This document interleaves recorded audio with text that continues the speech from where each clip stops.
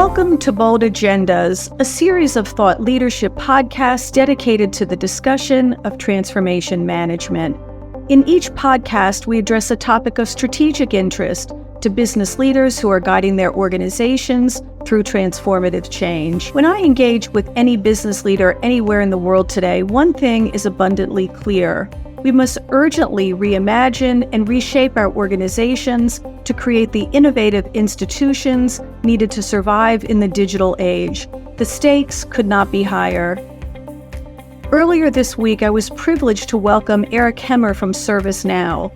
He started the employee experience product line at ServiceNow in 2013, and since then, he's helped ServiceNow's most progressive and discerning customers advance their employee experience strategy by harnessing and aligning digital assets and helping workers to be more productive and engaged. My name is Mimi Brooks. I'm the CEO of Logical Design Solutions, a business strategy and transformation consultancy, and a leadership coach.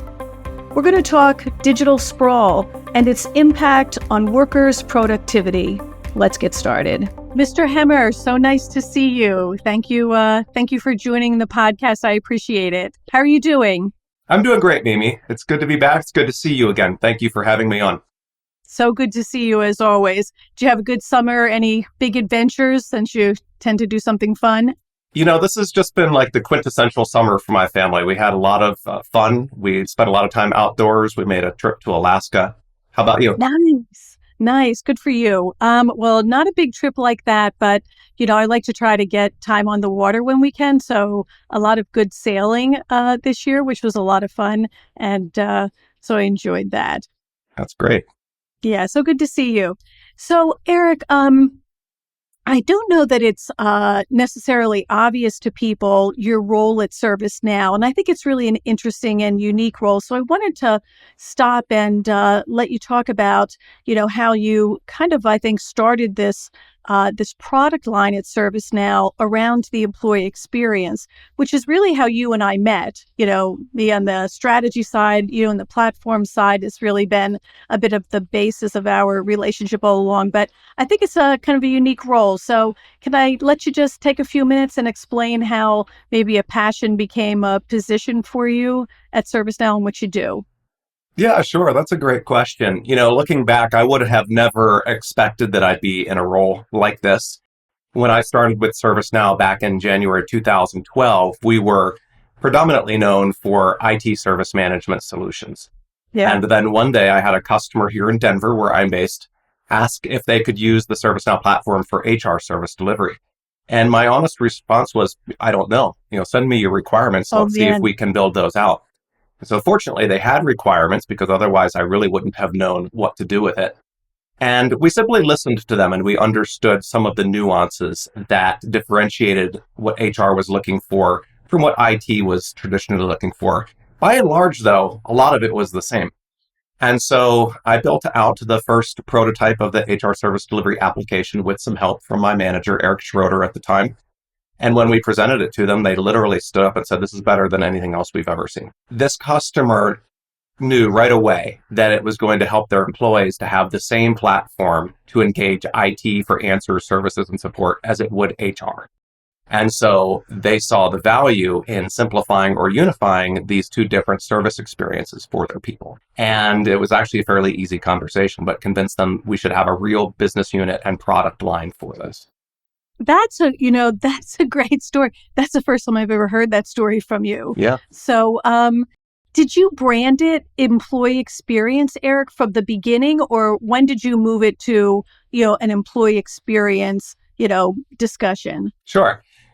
Initially, we were very focused specifically on HR service delivery. And so I believe the business unit may have even had that name for a year or two.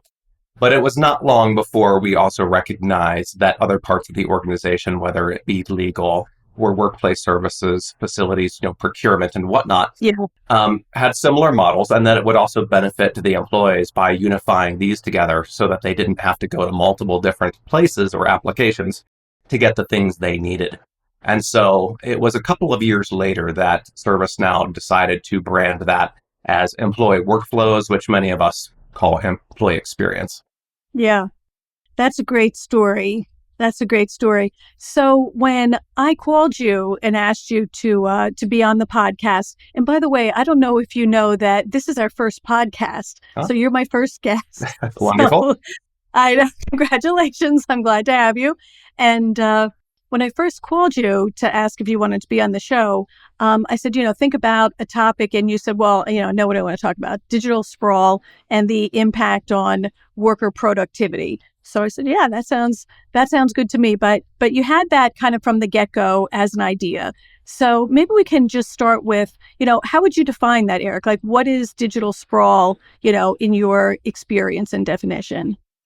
Certainly, over the years, ServiceNow and I have received a lot of different descriptions of digital sprawl from our customers. In many cases, it even came in the form of a graphic through an RFP. And if I was able to summarize it, I would say that it is the proliferation of portals and the disjointed nature of applications, plus the fragmentation of information that makes it really difficult for workers to do their jobs. So, how have you noticed, or how have you been told that business experiences digital sprawl? Like, what are the pain points that a business leader might cite relative to this? Sure. There's a few different facets to this, but just looking at worker productivity specifically, a lot of times the graphics we would receive would depict a character, oftentimes a woman, surrounded by all these different systems, applications, processes, tools, etc. And she's pulling her hair out in frustration. And what they're really conveying there is that their people don't know where to go to find the right application or information that they need to do their jobs. And so they're wasting a tremendous amount of their time trying to find these things. And often where they would depict that on one side of a slide, for example, on the other side, they would depict what their target is or what their goal is.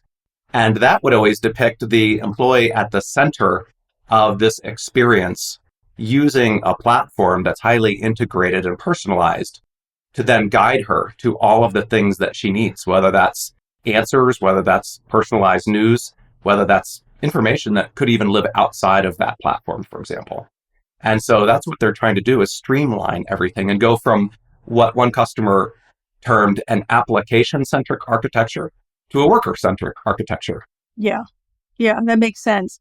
So, Eric, visualizations aside for just a minute, what do you think the hard and soft costs are of digital sprawl in organizations today? Sure. Yeah, there are both, as you just pointed out. There are hard costs because a lot of organizations will purchase applications in silos. And so you'll have a lot of overlap in the number of applications and what their functions are within a large organization. We have one organization, one customer, and they said they have over 1,000 applications. So imagine how hard it is for some of their employees to find what they're looking for, or to find 5 things that all do pretty much the same thing. So the hard cost is that in many cases, they're wasting money by buying duplicate software, if you will. And not only is it the licensing costs, but then there's maintenance costs, but then there's also securing that software and going through annual audits and everything else that you have to do. And it's just a lot of needless waste of their technology budget. Then there's a lot of softer costs as well, such as the employee productivity, employees wasting time looking for things that they're doing. But also the worker frustration and satisfaction that can go down when it's just difficult to find what you need to do your jobs. And so that actually boils up into higher attrition. There's actually some really good stats, and I'm bringing up a slide so I can refer to this accurately. And this came from a study that Deloitte did around the digital experience and productivity challenges. And they said that office workers spend 25% of their time just looking for information they need to do their jobs, that they toggle between about 10 different applications every hour, and that on average, each worker uses 28 different applications. And that almost 50% of people surveyed said they'd rather have more time than money. And one of those things that we talk about with the number of applications that people have to toggle back and forth to do their jobs is switching. And it's not just the time it takes you to move your mouse and click, but nobody's brain actually multitasks, even though some Right. people like my wife think they're really good at it. Studies have shown that we just don't. We do one thing at a time. And so it's the time that it takes our brain to sort of adjust by looking at one interface and using one experience by going to another. And if we're doing that 10 times every hour, right, that's a lot of time that's wasted. And then, of course, there's always the scenarios where somebody has to find an application or information where they've never known where it existed before. Having that starting point where I can trust and go to every time will always direct me to the proper application. So, Eric, when we're talking digital sprawl by the definition that you're describing here, and the picture that you're painting, it's really everything from, findability problems from a user perspective that have been getting pretty increasingly worse for quite a while now, right? And then redundancy of experience and capabilities across the digital ecosystem, creating kind of a what experience where for both the business in terms of cost, but also for people in terms of where would I go to do that? And how would they rationalize an ecosystem, if you will, that has, fragmentation like that in terms of obviousness or intuitiveness in terms of use? That's it's kind of all of those things coming together, right? Yeah, I agree with you completely. And I think about it in sort of two ways. There's a simple way, and that somebody just needs to identify and find the right application or tool to do something. And you might be familiar with some of the things you use commonly, but there will always be these exceptions where you have to go find or do something that you just haven't done frequently for a while. Maybe it's an employee who's not used to traveling and they have to book travel for the first time. They might have to find one place to go find the policy so they're familiar with it. They might have to go somewhere else to put in a request form if that's part of their process. And they might not know or have ever heard of Concur, right, to go book your travel. Right. And so it can help to bring all that together into one, topic for them. The other thing, which I know you want to get into, is, how easy are some of these systems to use? Because there's some old systems out there, and even some modern systems, but they were designed for, say, HR practitioners and professionals, not necessarily for regular, end users who don't happen to work in HR.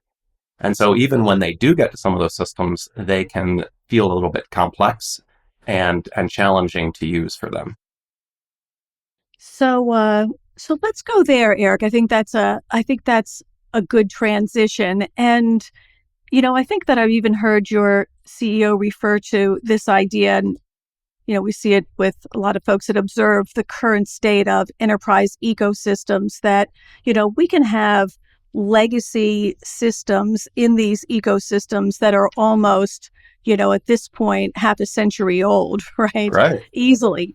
I mean, we've seen it ourselves in terms of clients. So the magnitude of that, if we bring that into a current state, and I think the discussion overlaps, a discussion that we could have on technical debt too, right, Eric? So some of this digital sprawl, is technical debt that we've accumulated as a business, and the bigger the business, the longer it's been around, the more likely that that's a meaningful footprint of potential waste and redundancy. And I think in a lot of cases, people don't even know what they've got. That would make sense. Sure. I mean, and it's funny you put it that way, a half a century old, and I'm thinking like, gosh, I'm a half a century old. Somebody installed software Right. back in 1973. That's scary that it's still around.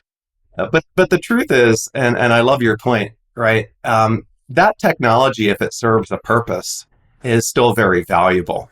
And what a lot of customers will do, though, is put something above it, what we call an experience layer. And in some cases, that experience layer may just help people to find and probably give them some context to say, here's what you should expect, and here's what we want you to do, and here's how you'll do it when we guide you into this system. But in some cases, the experience may be so poor in this old antiquated system that they don't even want to send people in there anymore. Yeah. And so that gets a little bit more complex because now you're trying to rebuild some of its processes in your engagement layer. So, but over time, right, Eric, we're going to have to figure out how to deal with those ecosystems. In other words, we might be able to create some smoothness or seamlessness in the experience, working with the piece parts that we have or the ecosystems that we have. But these are really part of a kind of a longer term roadmap of some kind or another, right, Eric, that needs to get customers from here to there. And sometimes I think that if I look at that in a ServiceNow context, it might be a customer decision to consolidate on, a few handful of key enterprise platforms like ServiceNow. I'll call them big bets because I think that's what a lot of our clients refer to them as, particularly CIOs. And they think that in the process of doing that, I think that some of this consolidation, is weeding out over time, not only the duplication, but potentially some of this technical debt. Is that something that you get involved in terms of those conversations? Sure. Yeah, that's some really valid points. I think that when you're talking about making big bets, I don't think it's realistic for any company to just get down to one major platform, right? They're always Right. going to have a few. ServiceNow might be one. They might have a cloud strategy with AWS or with Microsoft, for example, that they're going to have something for collaboration, of course. But they might consolidate down to a few. And I think there's been this shift over time too, where I think for a long time customers felt like they had to have the best of breed world class point solution for every single function. Yep. And ultimately that's what contributed in part to the digital sprawl. But now when you have some of these platforms that are very good, you can have fewer applications behind the scenes because you can rationalize those. And maybe you don't need the best of breed for everything, but you need something that just suffices. So by rationalizing these applications, by taking ones, we would call it replatforming them using our creator workflows Yeah. capabilities into our platform so they're just native, can really help reduce that digital sprawl, reduce the licensing spend, reduce your operating costs by having to maintain and secure and audit all these applications that have different data models and databases over time, and really kind of simplify things for employees and the organization. So before I leave this, I just want to see if you have, maybe a non-named case study or something that you might be able to share, about how long you think those roadmaps will take when you're working with a customer who's trying to move from here to there. Eric, do you think that in an established kind of common legacy environment that we're talking about 2-year roadmap, 3-year, like what are you thinking is on the table? Sure. I think it does come down to the scope of what they're trying to achieve, right? If it's a large organization and they're really going through a lot of application rationalization, then yes, this could be a multi-year project. But within that, I think there's going to be different areas of the organization that all have their opportunities to sort of clean up their own house, if you will. I had another customer just coincidentally here in Denver recently who replaced their old intranet with ServiceNow's Employee Center professional product. They were using Jive before. And the head of communications there told me they had 7,000 different sites in Jive that people had built over the years. Do you know how many they actually moved over when they went live with ServiceNow? 100. They identified 6,900 sites that really they used analytics, and I applaud them for looking at it that way to see how much traffic was going to these. And so they were easily able to eliminate quite a few right off the bat because people just weren't using them or using them much. And then when some people said, hey, my particular site is still important, they had a dialogue with them and said, tell us why. And in many cases, there was just a specific answer or two on that site that people still needed to refer to. And that whole site was basically collapsed into a knowledge article at that point. But to go from 7,000 to 100, like that's a great cleanup process. And I think Yeah. all of these projects have to start with cleanup. So Eric, if we bring in the dimension of business here in a dominant way, and we say that some technical debt is technical, but there's a lot of what looks like technical debt that's really organizational debt, or it's connected to organizational debt in some way or another. So let's take the example that you brought up of best of breed solutions. As you know, HR was a big consumer of best of breed solutions. They were all over the organization.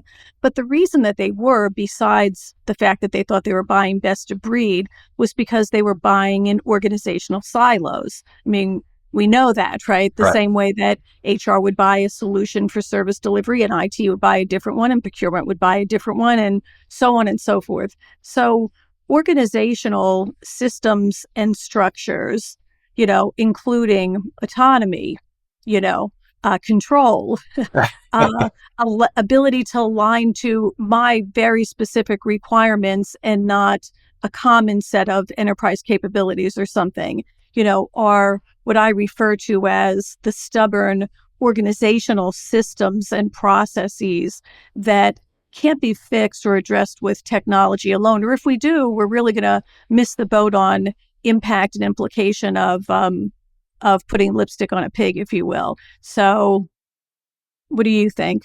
Right. Well, this is one of my favorite topics, actually. And it's one of the most interesting things that I've been able to observe over the past 10 years.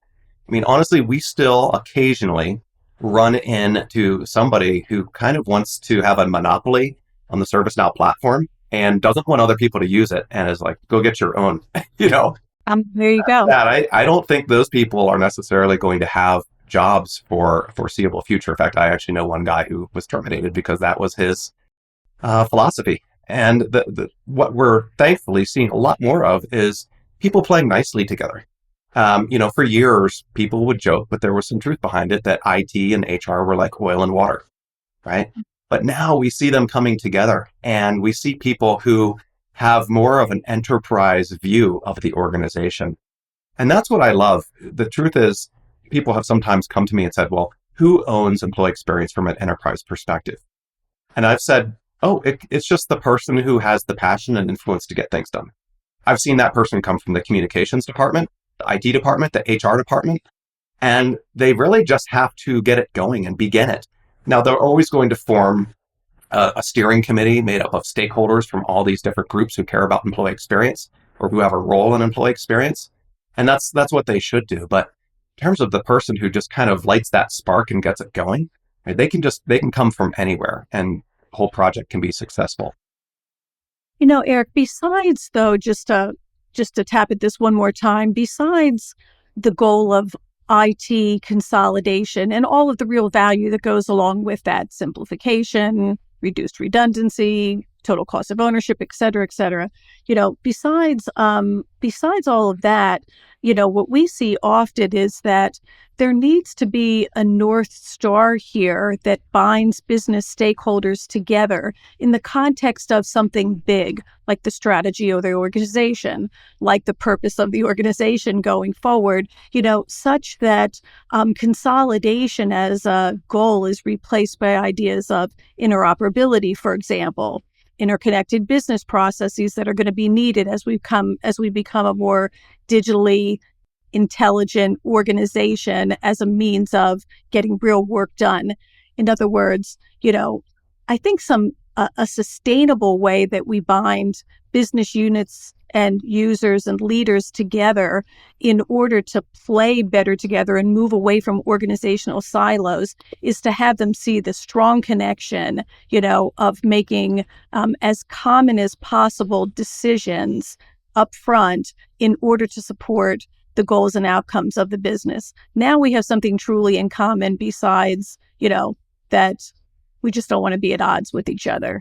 Thoughts? Yeah, sure. Well, and I know that you know this better than anyone because I've spoken to some of the customers that LDS has helped out, and they even told me that you personally were somebody who could come in and basically help them make decisions when different people were on the steering committee, were sort of at a lot of their heads and couldn't do it. And which is great. You sometimes need that. You do need a strong leader who say, we're not going to spend 2 days discussing something that's only going to move the needle this much. Let's make a decision and go with it. And analytics and employees would tell us if this was the right decision in the end. But that notion of the employee telling you what's right is what I've seen other organizations really leverage too, and say, okay, we're doing what's best for the employee. We're thinking of this as a product. We're creating a product, right? This experience layer, this portal for the employees. So it should be designed by employees for employees. Yeah, I think that makes sense. So Eric, sometimes we see as a drag on progress, leaders get kind of caught between this fear of moving fast. And if you want to tie this into some of the Gen AI new capabilities that are starting to come through in the platform, because I imagine it might have a line of sight to that, right? But you can take that where you want. But this idea of, I don't want to be first and I don't want to be last, as if there would be a way that a business leader could judge that perfectly anyways, but it creates quite a stall, right, in terms of forward momentum. How do you see that? Sure. I think there's a way to create a balancing act that still allows companies to get an advantage. Because honestly, for the companies that are risk adverse and they say, okay, we don't want to try this out for a long time, they could potentially miss out on a giant advantage that would help them stay relevant and maintain their market share. And it could have really detrimental effects on their business overall. But I think the customers that take a smart approach to this will adopt new technology like Gen AI, or going into the cloud 10 years ago, right? They will take that on sort of a trial basis. They're not going to start day one and say, hey, we're going to let Gen AI do everything that we were doing before without even checking it out. No, they're going to use it in specific parts of their business, and they're going to start to learn and gain experience with it and find out what it does well for their business and where it can help them improve and automate their processes, and where maybe it still is waiting for some improvements before they can fully trust it. But by doing it on a trial basis, at least initially, they're going to gain that experience, and they're going to come up with new ways that they can leverage generative AI to boost their business well ahead of their competitors that were more timid and risk adverse and decided to hold off. So I do think that there's a nuanced approach that customers can take without going in both feet at once. They need to put one foot in first and learn, and then start, moving and taking advantage of all the things that Gen AI is going to provide to their organization. So this idea of almost advocating for low-hanging fruit, obvious use cases, if you will, that align to strategy and give us an opportunity to experiment and learn. Because there's a lot about this that's like momentum, right? Eric, we gotta get in the game, build muscle, whatever analogy you want to use, and we need to do that without dangling companies over a cliff that don't have the appetite to be someplace dramatically ahead of the curve for them. Yeah?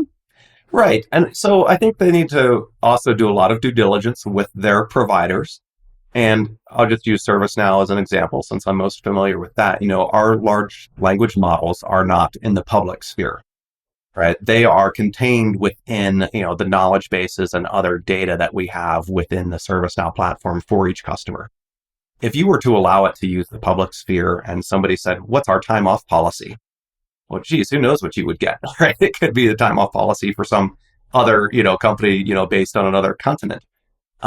But by restricting it to the data that is proprietary to this particular organization, right, the results that you get as it's, summarizing documents and providing answers and doing all these types of things are going to be relevant and safe and be trusted. And I think, trust is one of the paramount, components of what people need to look at as they're adopting these new technologies. I think some people would advocate, Eric, that idea is kind of creating a Gen AI strategy that's really based in large part on, not on use cases as much as business strategy, value and purpose. Because if I'm going to do a Gen AI strategy like you're talking about, I've got to address issues of transparency and ethics and, business operations with our clients, et cetera, right? So taking it from the top down might create some of the discussion about tolerance going forward. What's our tolerance level and what's a good fit for us as a business as we try to grapple with some of those big but soft issues. Sure. Way to think about it, right? Um, let me kind of move us from here. I just wanted to ask a question in terms of clients that you think might be dealing with this situation of getting from here to there, being an early adopter that works for the business in terms of pace, with what those clients seem to be doing well to you. What is it that customers are doing that, from your perspective are just good steps forward, as we think about other companies getting on, a roadmap, if you will, a path of their own? Yeah, sure. So, I think the companies that are taking the most advantage of this and doing it well, of course, they're doing their due diligence. They are working with providers that they trust and who have offered them, some safeguards and things like that. And then they're looking at not only the ways that Gen AI can help to automate processes and eliminate some of the mundane work that people are doing to free up their time, but then they're looking strategically at how AI is going to help them transform their businesses. So, for example, they might say, we want to decrease our bottom line, or we want to come up with new product ideas, or we want to expand into other markets. Well, Gen AI is not just going to do that for you automatically. You're going to need to find the people, or maybe repurpose and redeploy some people whose time has been freed up significantly so that you can do that in order to direct and orchestrate AI so it can help you do those specific things. And so hiring and organizing yourself in a way that you have, creative, business-minded people or engineers who could say, I want to focus Gen AI on this particular problem and have the right organizational model to then take advantage of it, are the companies that are going to really expand and make themselves more versatile and therefore more resilient as times continue to change. So, I wonder, Eric, if one of the challenges of being a trusted advisor to companies now, as they're trying to digest everything that's coming at them, make some right moves with the least number of steps backwards, which I think is a big objective, forward momentum without having to go back and repeat a lot of things. When we think about, business leaders who are trying to get their game plans together here, it's a lot of information coming at them, a lot of market pressure to react, then you want to be careful that you're not reacting without, context and purpose. And I'm wondering, as a large not only provider, but partner, of these companies in the space, whether you're challenged with being clear to business leaders about the promise and opportunity of these frontier technology platforms and capabilities versus setting realistic expectations about product maturity today. So how do you balance the transparency and candor around that, with business leaders, not CIOs, business leaders, who are trying to make good decisions? Sure. I mean, that's a good question. And a lot of our customers did come to us and ask us for advice. And certainly they want to know what ServiceNow is doing with Gen AI, which we brand as Now Assist, and it does quite a few number of different things within our platform. And one thing that we're always very careful to acknowledge is that, we've been using AI for many, many years, right? Gen AI is just one of the newest versions of AI, but AI, machine learning, natural language understanding, those are things we've been invested in for, over 5 years. So this isn't as though we are just getting in it ourselves. We have a lot of the data scientists and different models and learning algorithms and things already established. Gen AI is really more of a new way of interacting with AI, right? And using those large language models so it can understand what you're asking it to do, where everyday people can do that, rather than requiring somebody who has an advanced degree to do that for them. And so we make it clear that, while Gen AI might seem new to some people, it's really just the latest iteration of AI. And then we talk about, some of the safeguards that we have in place, restricting it to data that's within the platform for each customer. We talk about what it can do today, and we talk about what our goals are on the horizon, what we want it to accomplish for our customers in the future. But with that, we don't try to say we have a crystal ball and we know everything. We always talk about something called safe harbor, which means we may learn something and change our minds over time too. So don't make a purchasing decision based on what I'm saying, what I'm telling you, what we think it will do, or how we'll use it a year from now. Right? We're learning from this as well. But it has such great potential to automate tasks and simplify things and get rid of a lot of the mundane tasks for people. For example, I spent a lot of time this week editing a lot of videos. It's not even my main role, but I happened to be able to do it a little bit. So I was helping some colleagues out and myself who were preparing some responses, and did a lot of video editing. And it would have been really neat if I could have said, like, hey, now Assist, can you combine these 3 videos for me? Yeah. Or, hey, now Assist, can you go through and optimize this video? And it would have gone through and found all the pauses that were a few seconds long and shrank them together. Well, that would have saved me a tremendous amount of time. So I'm looking forward to when it can really, do those types of things for people too. And here's one other thing I thought about, which I think is really interesting. I think it's going to help level set different people and make them a bit more versatile themselves. So, stereotypically you have left-brained people who are more rational, analytical, logical. A lot of times engineers, developers, they don't always have the greatest communication skills. I know that's a stereotype, but, it applies in some ways.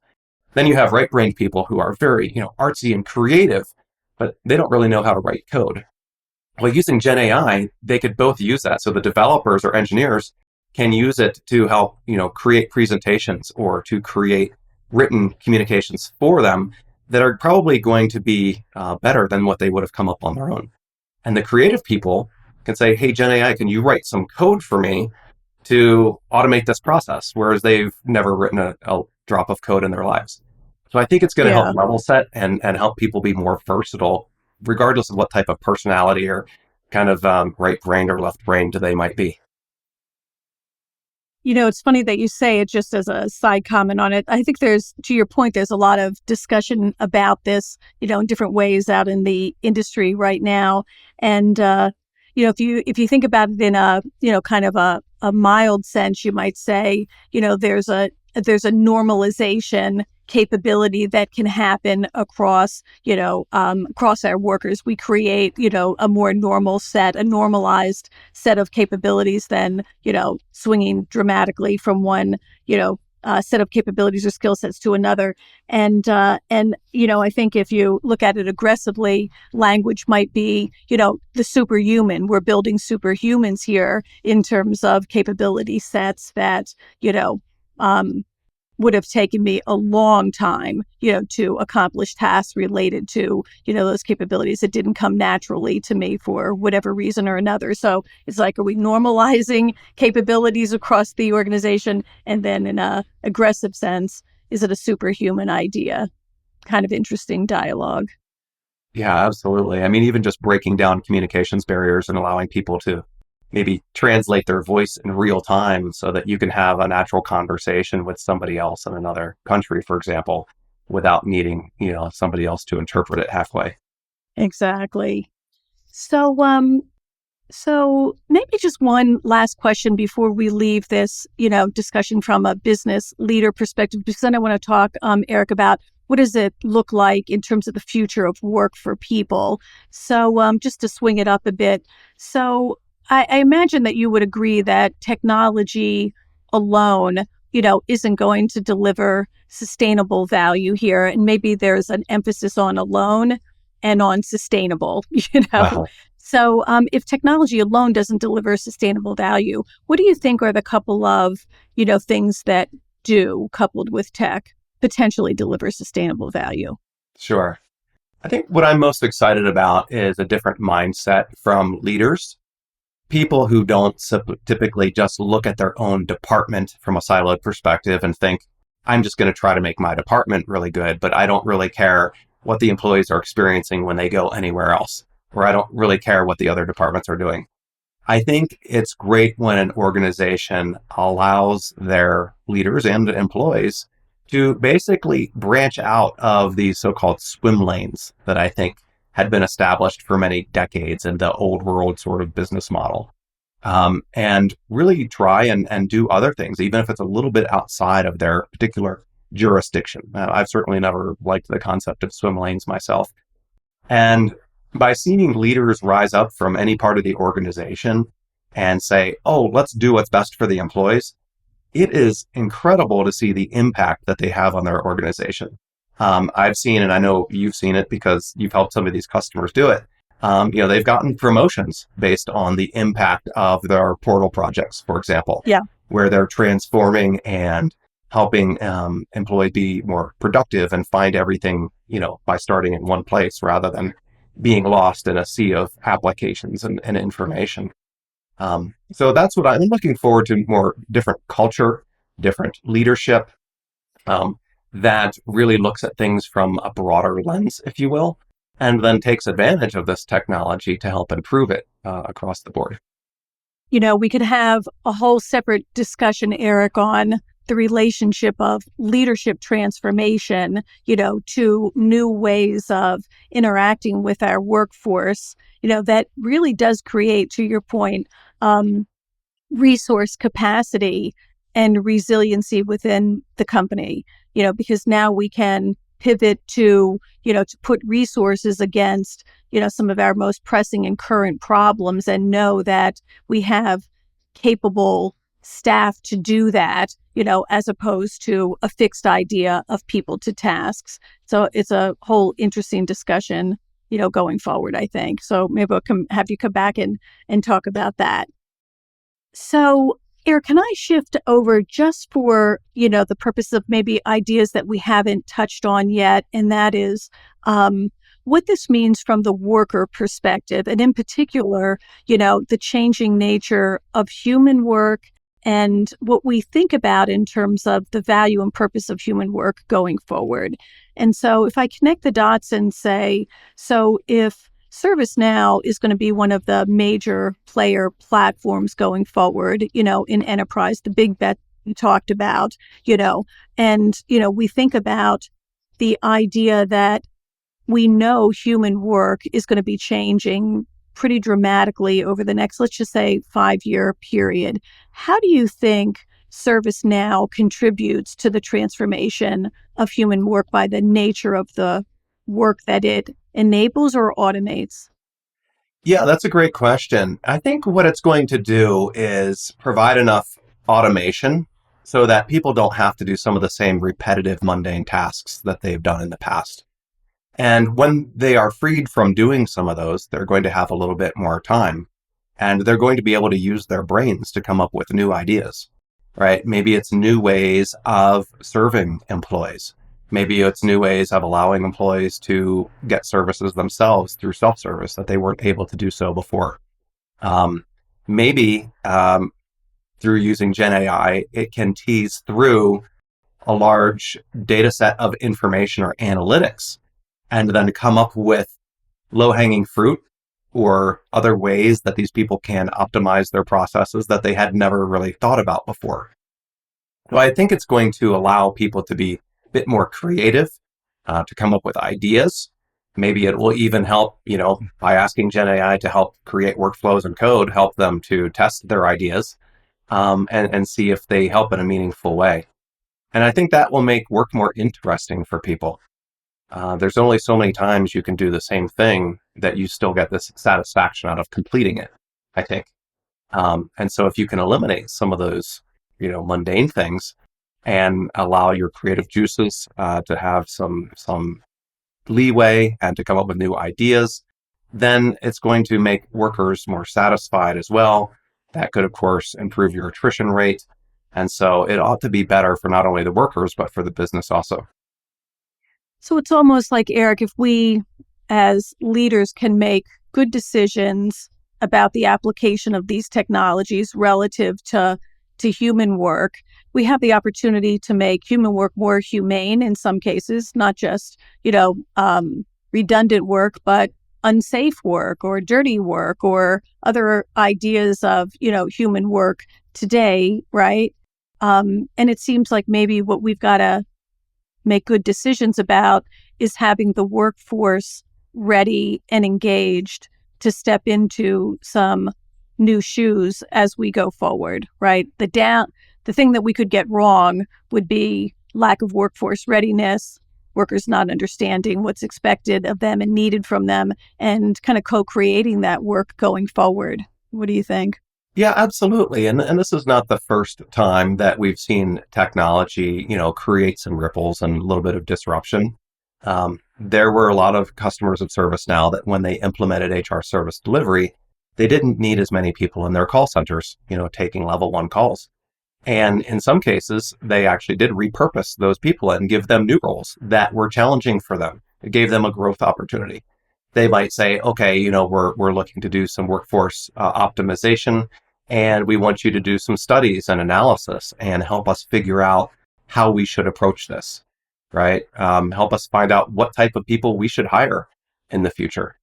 And I think there's great opportunities to even use Gen AI in that topic. For Gen AI, for its ability to reach out to multiple different data sets, you can get insights from lots of systems. Let's say you use Salesforce and Workday, and maybe somebody who was in HR no longer needs to do the same sort of call answering job that she did before. Her manager might say, hey, can you help us figure out who our most effective salespeople are? Well, with Gen AI, she could comb through in Salesforce and say, okay, who are the salespeople who most consistently meet their quota? And then it could look at information in Workday and say, okay, what were the backgrounds of these people who most consistently meet their quota?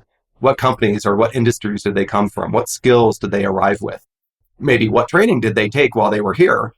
And then it can make that correlation for you, which would be quite difficult if you were looking through these both separately by yourselves, and say, in the future, you should hire people from this industry or these companies or these skills, give them these training, and they're going to be 70% more likely to hit their quota, just like these other people are already doing. Wouldn't that be cool? Yeah. Consider it compared to taking calls all day. That's right.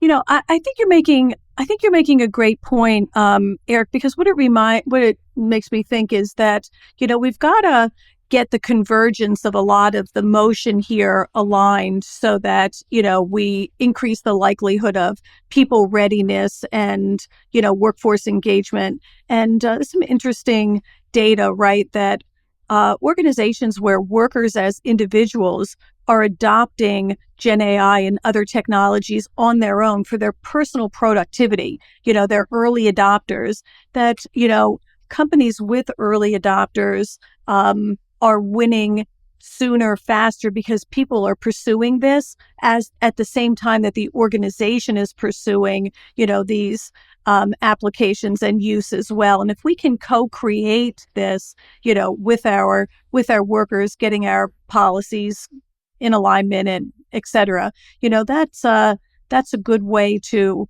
empower people, but engage them in the process of change, right? So we don't have such a baton handoff between the organization being ready and people being given the go, if you will. Right. Yeah. And having listened to you say that, it reminded me of this great real world example that one of my colleagues took advantage of recently.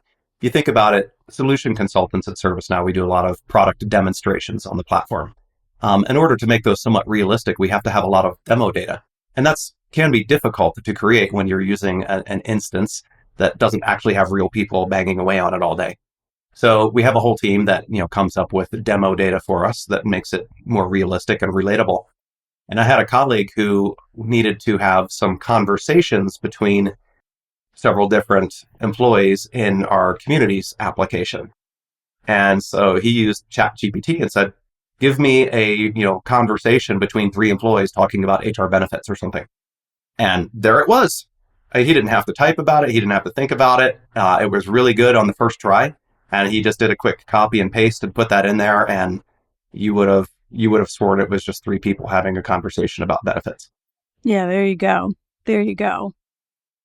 Eric, one thing that we're close to here at LDS in our work, and I'm just interested in hearing if you're seeing any variability here on your side, is this idea of we're not talking about office workers exclusively anymore, right, Eric?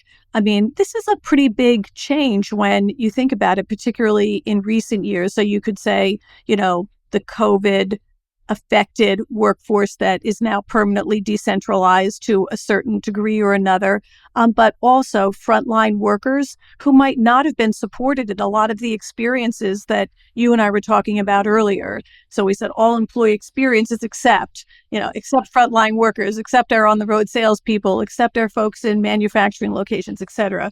So, the idea that it's really a worker audience now, not just an employee audience. And it's more than the people in our easily reachable locations. It's frontline and it's non-employees as well. You and I both know, case studies of our media client friends, for example, who have a huge percentage of their workforce that are production workers.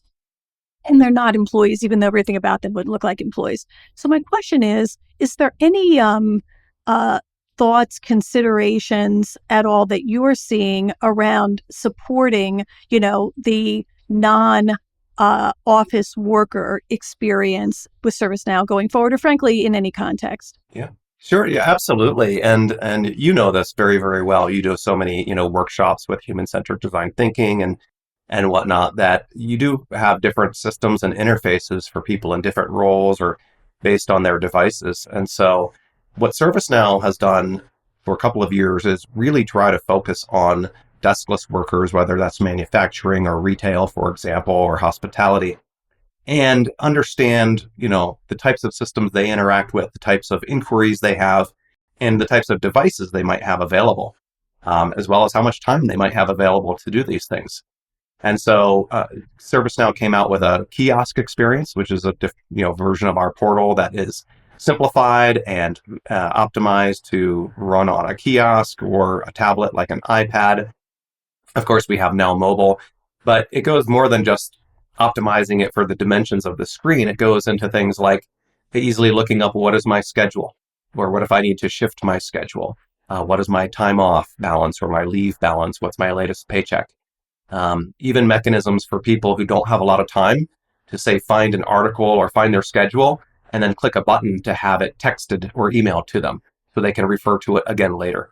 And so I think that's really exciting because such a large population of employees are not at their desks, but they are on the go. And this is bringing the technology to them in a way that's more accessible and convenient for them to be able to take advantage of it too. And, maybe I wonder, Eric, something, again, we could talk about sometime in the future, but I wonder too if we've got a big unmet need with these populations around understanding their knowledge needs in particular. Like, it's one thing that we could have variability from a transaction or process perspective, and I certainly think that the things we're talking about sit there. But the knowledge need area, how decisions get made, how we move from tribal knowledge to other, knowledge sources that come from our digital assistants or, other actors in our ecosystem now. That understanding the knowledge of frontline workers in all the contexts we talked about probably needs, some research and ideas put against it, because there are times it's a pretty different model than what we see in other contexts. Yeah, I agree. And, not all frontline workers, it's not like they're on an assembly line doing the same thing over and over. Yeah, Some of them are doing some pretty complicated things, right? They might be absolutely. installing a wind turbine or doing maintenance on, a nuclear power plant or something. And I think there's a good opportunity to collect their feedback, their suggestions. They may find better ways of doing things. They may notice that a particular bargain part tends to fail more often than other parts. And so by giving them an avenue to easily provide feedback and suggestions and whatnot, should help organizations identify additional areas for efficiency and improvement or quality that they can leverage to help out with some of their goals. Yeah. And to understand better their world, right? Their world in terms of how do they problem solve and what are their trusted sources of knowledge and how do we get to outcomes that, might look opaque to people, in other parts of the organization relative to how work really gets done. It's just interesting area, from my perspective to think about that going forward. Sure, absolutely. So, Eric, you've been so gracious and generous with your time. I'm going to wrap this up here. And if you don't mind, I'd just like to ask you, one more question. And it's really directed at our business leaders, who are guiding their organizations through transformative change. It's our target audience here. If you had to leave kind of 3 words of wisdom here, your advice to those leaders, what comes to mind to you as being the things that seem kind of most important now? Sure. I think there's a couple of things. One, I think, first and foremost, identify a leader who can look at things more holistically outside of his or her part of the organization and just do what's best for employees. Create that steering committee, bring in all the different stakeholders, create some standards for consistency, and present things to employees in a way so it's very easy for them to find what they need and they don't have to first understand, well, which department delivers this or houses it, or which system do I need to go to find this? To make it easy for employees to find what they need to do their jobs. And secondly, when it comes, coming back to Gen AI, define your business goals, define what you want to focus your strategy on. They might say, all of the above when it comes to things like decreasing your bottom line and increasing profitability and creating new products and getting into new markets. But the truth is, different goals require different people to set that direction and to also orchestrate Gen AI to help you get there.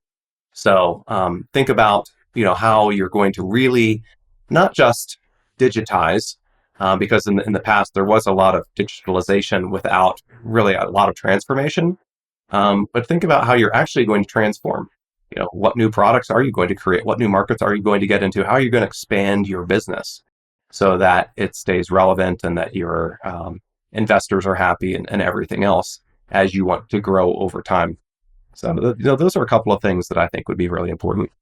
I think those are great ideas. And I'm not surprised, Eric, that your first one would have been, to do what's best for people. And I'll leave it on the note that, thanks for all of the work that you've done over a lot of years to evangelize the employee experience. I think in a time when few people did, certainly, I think unusually the big products companies, you tended to see it more, from consulting companies and others. So, I think that you brought an early dimension of employee experience into, into ServiceNow.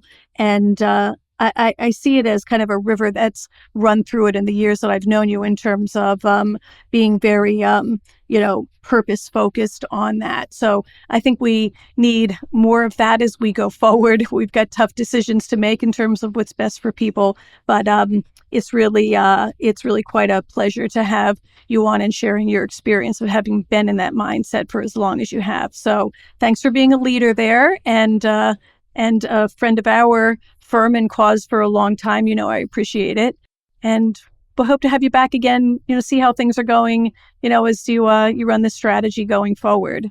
Well, thank you. It's a pleasure to be your first guest, and I appreciate being on the same track and with the same mindset as you and LDS, because I have seen how much you've been able to help customers actually put this inspiring idea, into practice within their organizations.